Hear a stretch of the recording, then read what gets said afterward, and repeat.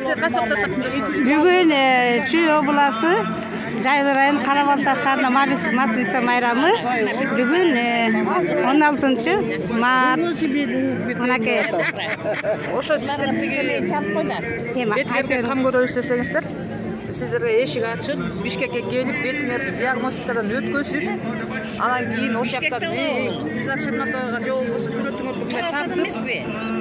сүрөтүңөрдү тартып, косметикасы жок кезде сүрөтүңөрдү тартып жөнөтсөңөр, ал киши бетиңердин ар бир жерине то жемесине диагноз коюп берет, ошого карата кремдер тандап берет. Эгерде бетиңерде тиги бурушуңар көп болсо, буруштун кремин, болбосо бетти көтөрүү, шишик-пишиктерди кетирүү боюнча этап менен кете берет да. Анан кийин канча алат анан?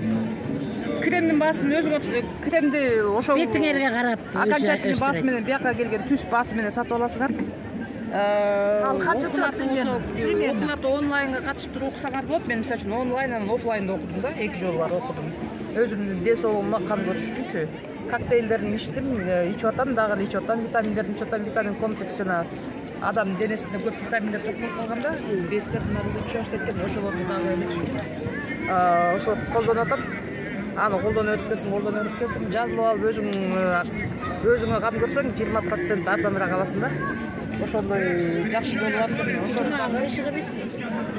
Ошону дагы эсиңиздер алып койсоңуздар болот. Ошол качан коштурат булбуйбу?